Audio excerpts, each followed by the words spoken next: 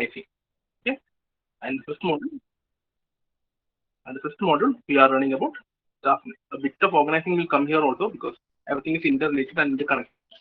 But this module is mainly about staffing, and the last module is about leading and controlling, right? Directing and controlling. So, as we said, what is staffing? Staffing is a managerial function, one of the functions which manager has to carry out, right? So, how can we define that? Filling, keeping fields, the functions in the organization structure, right? So, we need a officer, or we need a one.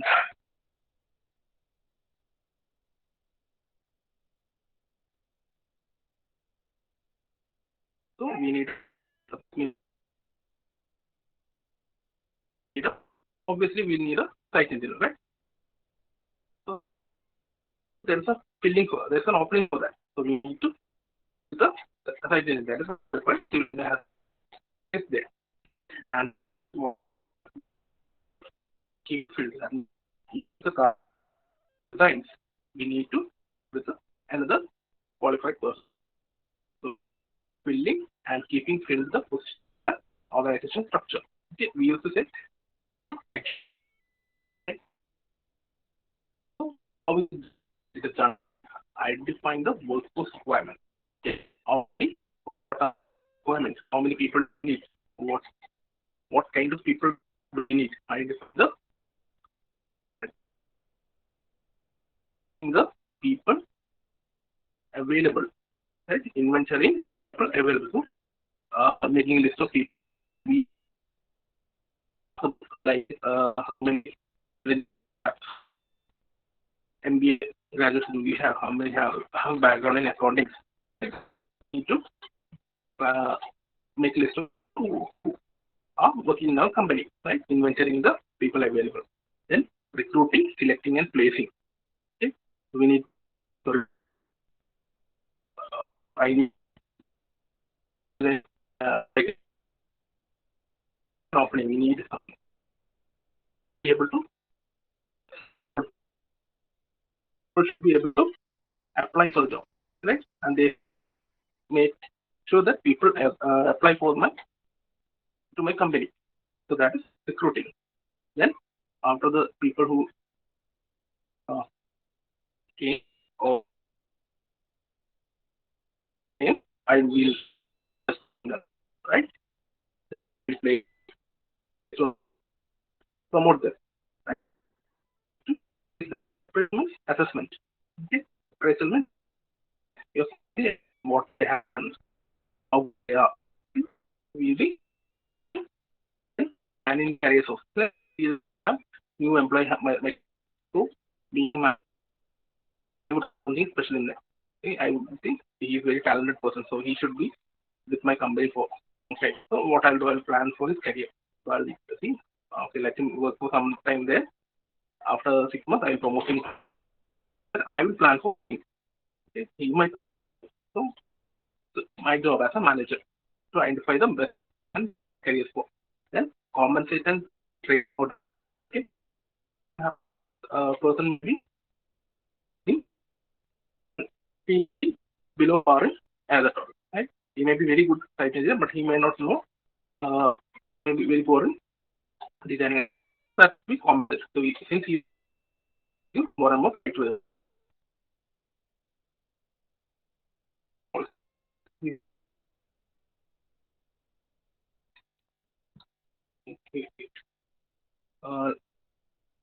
it okay now?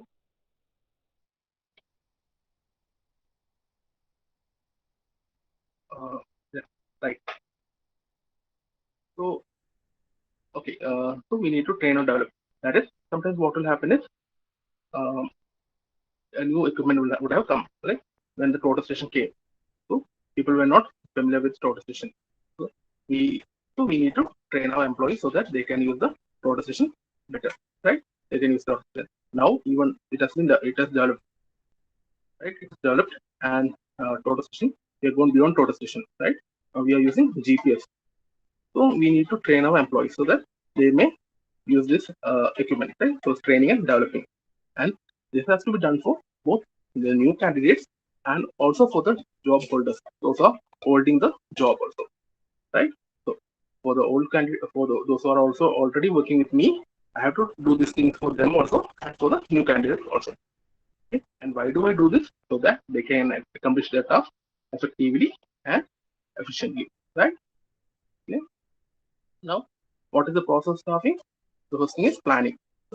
When whatever we do, we need to, right? So suppose we, as we said, right?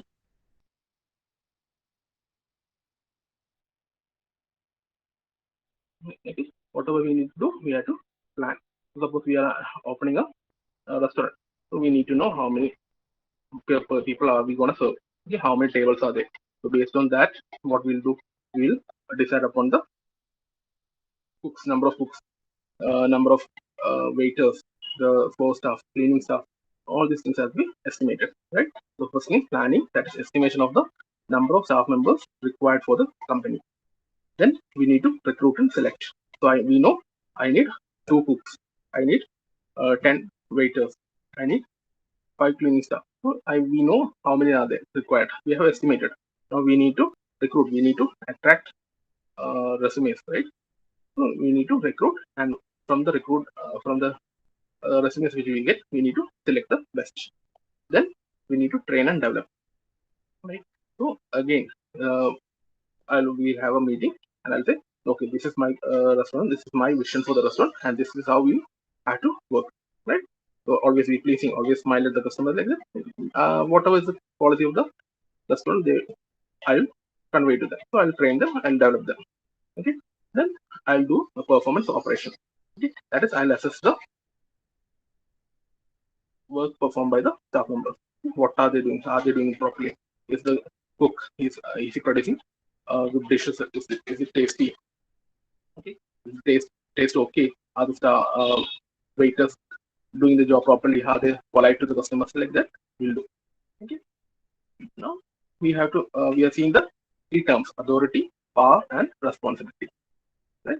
So authority and power, because we use this as sort of synonyms, but there is a clear-cut distinction between them.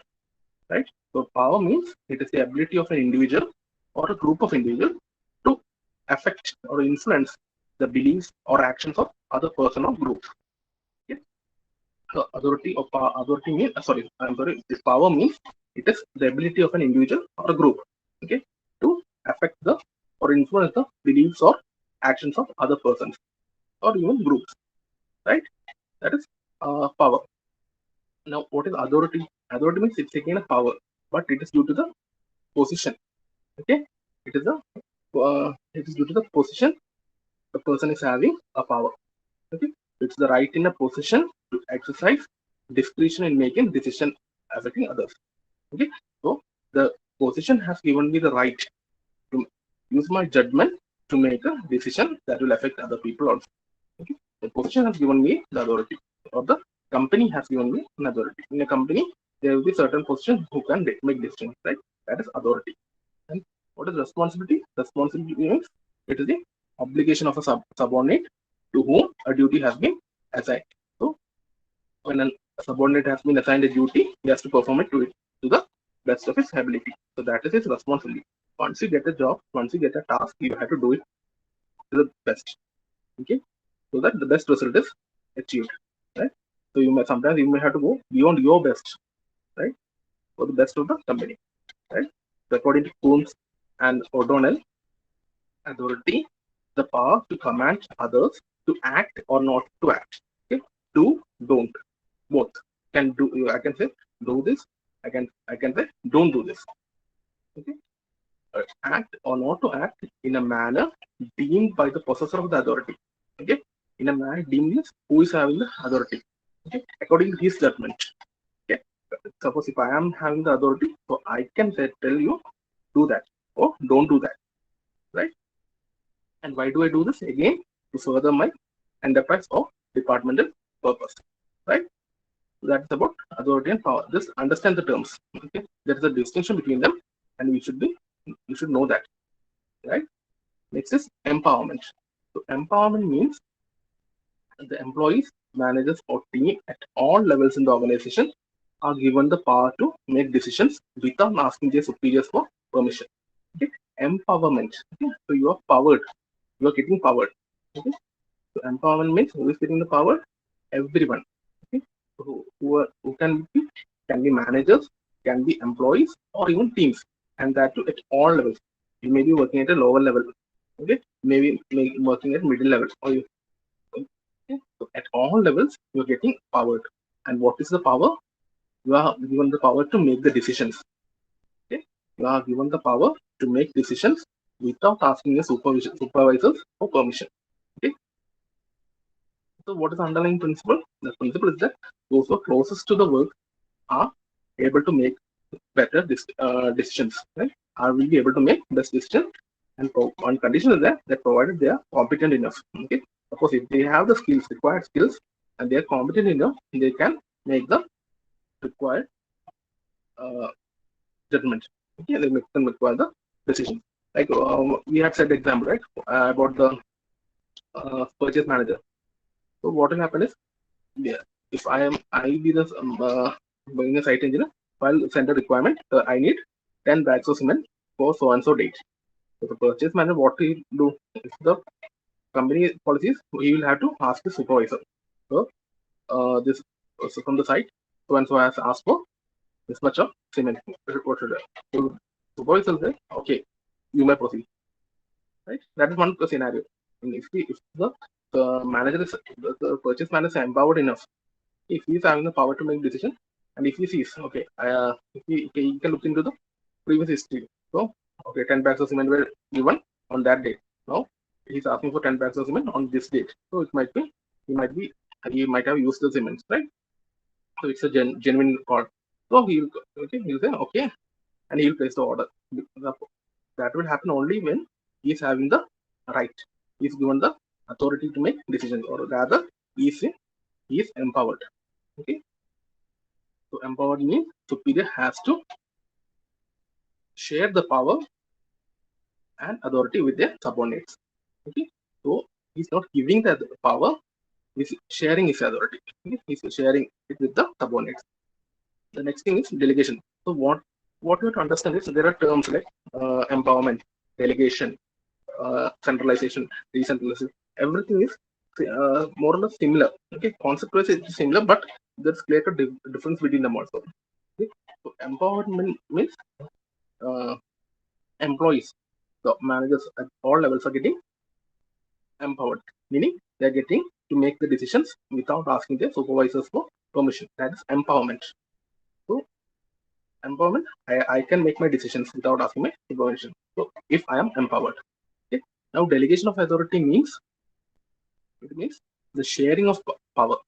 Okay, the sharing of power or authority with another for the performance of certain tasks and duties.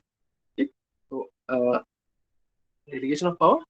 Suppose if I am the manager, I am delegating my authority. Okay, I am sharing my authority with subordinate with you. Okay, suppose a person A. So I am sharing my authority. I am sharing my power with A. Okay, person A. And empowerment means what? When I shared my power, A can make his own decisions. Okay, A can make his own decisions, and A need not ask me for the permission. Right? So A is empowered. I am delegating. So understand the difference. Okay? Sharing of power or authority with another for the performance of certain tasks and duties is known as delegation of authority. Okay? So authority is delegated when a superior gives a subordinate discretion to make decisions. So I am giving my subordinate, the person A, I am giving him the power to make his own decisions. Okay? So by delegating an authority, the manager does not escape from his responsibilities, but is also responsible for the performance of the subordinate. Okay? So what did I do? I have some task, right? I'm having some task. So what did I do? I took one of my tasks and gave it to A. Okay? I gave it to A and asked him to do the necessary things to complete the task. Okay? So I told if you are empowered, you can make your decisions. You don't need not come to me and ask for permission. You can make your own decisions and complete the task A. Okay? That's a task. So A has to do it. So that doesn't mean I am done with my job. Initially, the task was supposed to be done by me. So when I delegated that task to A, I became responsible for A also. Okay, being the manager, now it's my duty to see that A is doing the task properly. Okay, A is doing the task properly. Okay? So I am responsible for his performance also. Okay, so delegation doesn't mean I am reducing my work, but it doesn't mean I am reducing my responsibility. Work has been reduced, true, but responsibility is not. Responsibility is still will remain the same. Now, how does delegation do or work? What is the process of delegation? Determining the results expected from a position. So I know what each position has to do. Then I'll assign a task to the position. Suppose it is a clerical post, the clerk. So I think he can do this work. I determine the results expected from him. Then I assign the task for him. Now what is the next thing? I have to give him some authority. I have to share my authority. So I'll tell Mr. A, you have to do this task. You are a very capable person. Now you have to do this task, and now you can make your own decisions to do this task. Okay? So I gave him the authority also. Now I'm not done. Now I have to hold the person in that position responsible for the accomplishment of the task. Okay, I need to hold the person in that position responsible for the accomplishment of the task. Because now my responsibility comes like I need to see whether he is doing the work properly. So I'll have a weekly or I have a discussion with him on a regular basis. Right? That is delegation of authority. Now, what are the advantages? Advantages of delegation of authority. The first one is its basis of effective functioning, right? Because see, being a manager would have to do so many things. So he can, if you delegate some of the works to some other capable persons, so what can be done? So it is good for the company. So it will be better functioning. So we have effective functioning. Then it is time saving. Time saving in the sense, if a manager has to do 10 jobs, and out of that, manager chooses 5 important jobs for himself, and he will give the 5 less important jobs to 5 different persons. Okay? So what can we do? You can, rather than spending time on the less important top activities, the manager can concentrate on the more important activities, right? So here his time is saved. Then reduction of work again, so he can have more concentration on the important works he has to do. You need not worry about the less important jobs. Okay, so his work is reduced, but responsibility is not reduced. Okay, his work is reduced. Then opportunity for development, right? So it is an opportunity for development of the self and also for the development of the employees. But what you have to understand here is, see, delegation of authority depends on the manager, right? So manager, we need to be sure, the manager need to be very clear about what is to be done. Okay, so usually, so whenever manager is delegating authority, he must choose a person who is capable enough. First and foremost thing is that he must choose a person who is capable enough so that he can do the job, right? And manager should be willing to trust him. So he will do the job. So being a manager, I should be able to trust him also. So trust factor comes into my play. Then I should be able, let's see, even if he makes a mistake, let it be. Okay, let him make a mistake, right? That should be, so I can correct it. So that the manager's personality will come into play there, right? So it's a chance for development of manager as a manager itself, and also for the employee, because employee is getting more responsibilities, right? He's getting more powers. So it's good for them also. Then benefit of specialized service, right? Benefit of specialized service means the employee. See, suppose I being a manager doesn't mean that he's an expert in everything, right? So he may not be expert in certain things, right? We say, for example, the mechanical engineer. Okay, so I have a mechanical related task has to be completed. So being a manager, I am a civil engineer, so I don't have much expertise in this mechanical engineering, right? So suppose if I am having a mechanical engineer with me, so if I give this work to him, so he will do it in a better way. Okay, he can do it in a better way. So I am using his knowledge. So I am having a specialized service. Okay, I'm getting a specialized service from him. Right? So then it enables effective managerial supervision. So manager has what has done, the workload has been reduced. Right? The manager is having time, so he can concentrate on the important work, and he is having time. Spare time is there, so he can have a better supervision. Then interest and initiative. The employees, the subordinates will develop an interest to the work, because he is getting, not only he is getting new activity task, but he's also getting the authority also, right? He is becoming a decision maker, right? So he'll have interest in the job, and also he will take initiative to certain things. Okay, so once you have, you might have an idea for doing something better, but because you don't have the power, or your manager doesn't listen to you, you put in inactive, right? So now you have the power, so you can initiate a new better thing, right? So interest and initiative. Then satisfaction to subordinates, right? What will happen? So again, here he is getting more and more responsibilities, he is getting more and more authority, so he can do his work, right? He can make his own decision, so that will lead to better satisfaction for the person, right? Then expansion and diversification of business activity.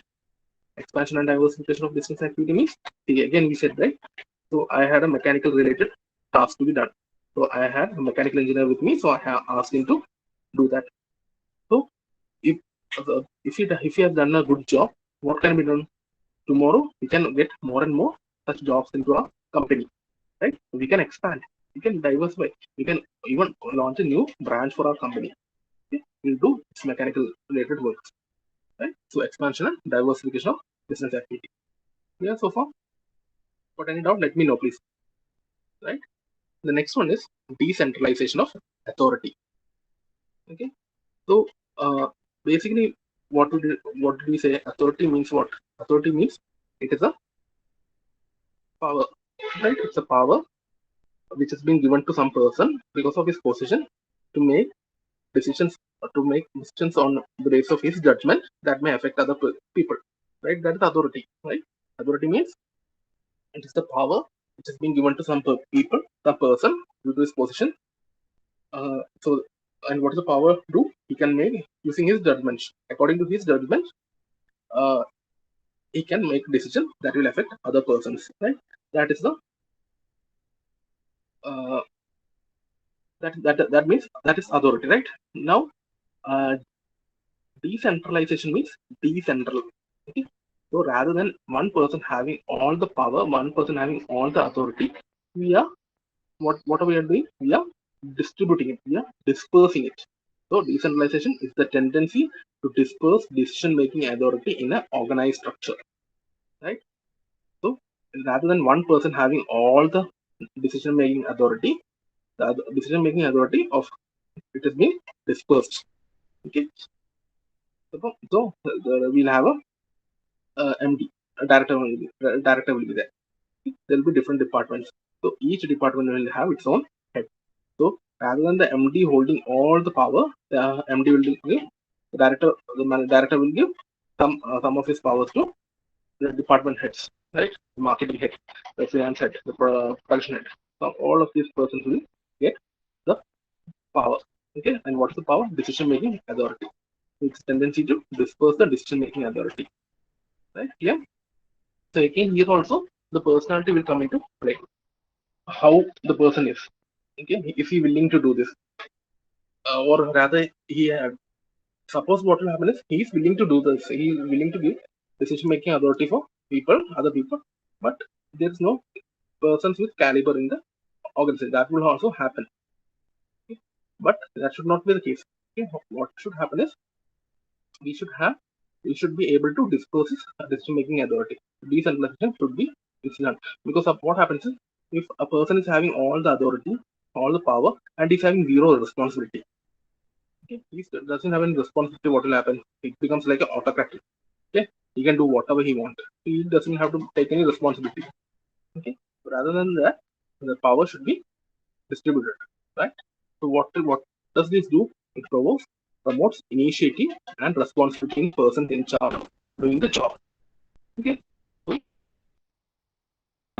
Once I come to the okay, decision that this I'll right. I'll try to show I'm a better worker. So try to better than the rest of the people. So I should I can promote, I can get ethical, I can get salary hike. All these things will come. So what I'll do, I'll try to do better than others, and I'll take initiative. Okay, initiative to do my job even better, right? And this will lead to better efficiency. So I have increased my efficiency. So because I got the power, I have my efficiency has improved. Similarly, everyone is getting the power, right? So everyone will try to do better. So all of their efficiency will increase, right? So when everyone is increasing, automatically our company will also do better, right? Now, what are the advantages? Advantage of so the of all so he can because he has he the decision make and that is all thing and only we may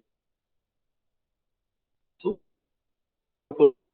law is for a of time also by by getting the uh, will talk something on the below me.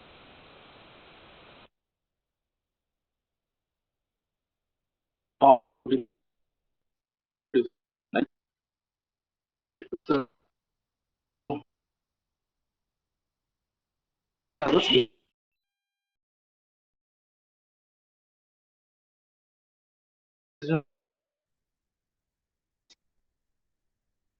so uh,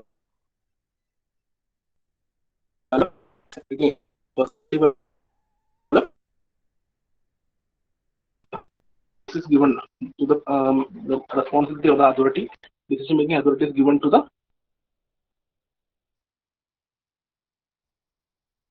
decision making authority is given to the managers. He can do better, right? So we can develop manager.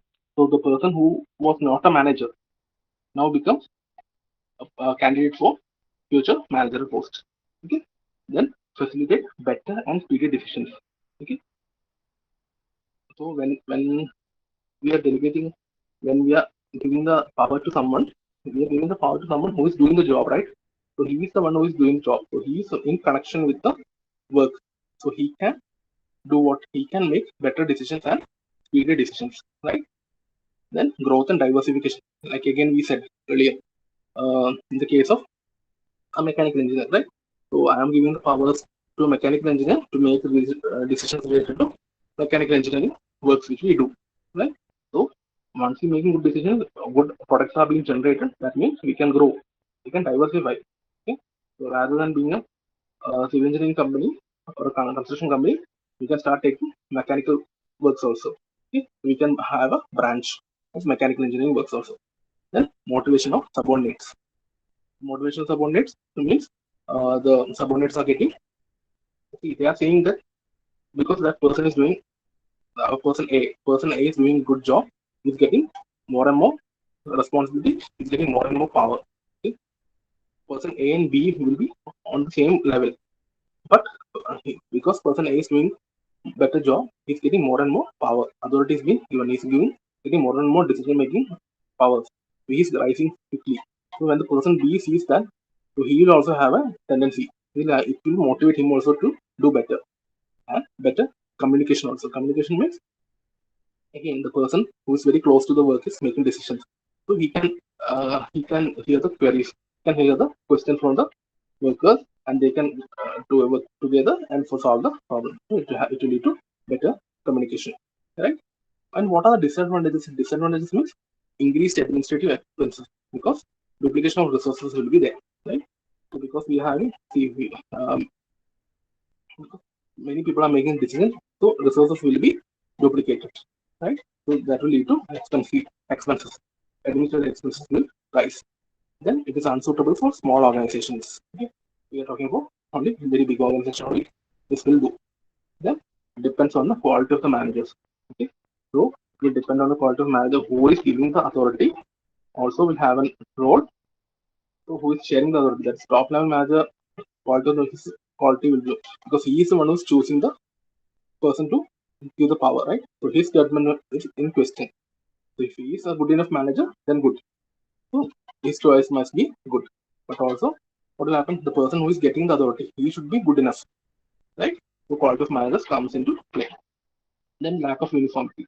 So lack of uniformity means we have different person making different decisions, right? So whatever we say, there are policies, procedures, everything is there. So they are taking decisions on different items, right? So there will be differences. So there will be no uniformity in the company. So each person will have their own ideas, their own personality. So they will take decisions accordingly. Okay, of course, the policies and procedures will be followed, but the decision will be different. Then external constraints. Always external constraints will be the environment will always play. Right? Then may require extensive training at the lower level management, which will be costly. Okay. So see, you cannot go one day and choose a person. Okay, you come here. You will have to do this. You are given the authority to make it. So he should be competent enough, right? So one particular day, he can go and ask him to do something. So we need to train the persons. Okay. So that's the manager's problem. If manager want to delegate or manager want to decentralize the authority or distribute his power, he should be able to find competent people. So if competent people are not available in the company, what can be done? We need to train them. We need to identify possible prospects and train them accordingly. Right? And obviously training will mean it will become costly. So what happens? That person is out of the company at that time during the training period. So one thing, I have to pay for the training, right? I'll have to spend money on that, right? Then again, during the training period, the person is unable and is not available for doing the job also. So it becomes costly, right? And increases complexity because there are so many works are going on together. Many decisions are being made. It becomes more and more costly, right? Then so that's about decentralization. So decentralization means we are spreading the decision making power. Okay, from the top it has been spread down. Okay, see, I cannot give a lower manager cannot give a decision making authority to higher level, right? So from the top we are spreading the decision making authority. Now, what does recentralization mean? So another question comes: look at it clearly whether it is decentralization or recentralization. So decentralization means coming back to the original state. That is the centralization of the authority that was once decentralized. So earlier, what did I do? I, being the manager, I had given all my subordinates some powers. Now, what I'm doing, I'm collecting it back. Everything has been taken back. That is the decentralization. Okay. So, but what happens is it's not complete reversal. Okay? I'm not gonna take everything back, but certain authorities will be taken back. Okay, it's not completely withdrawn. Only a certain portion is withdrawn. Okay, so it may be relating to certain activity. Okay, so I would have given purchasing authority to someone. So I would have seen there's some problem, right? I mean, or maybe he's done a good job, but I want the power back with me based on my personality. So I'll say, okay, you have done a good job, well done. From tomorrow or the next day onward, I'll make the decisions. Okay, thank you. Like that, I may say. The movie. There's a movie. There's a scene. I don't remember the name. The Vinny Srinivasan movie is there. That the one teacher has given the charge of the school store to Tanir Matandina. Okay, what did he do? He gave the charge to a other person while he was leave. He gave his authority to one other person. Coming back, he will take. He say, "Okay, I'm back. I need this thing back." Same way. Okay, that is Recentralization. I have given you this thing. From tomorrow on, I am okay. I am free. I will take the job back. Okay, that is Recentralization, right? So we'll wind up here today. So please, if you have any doubt, or we'll move on to attendance.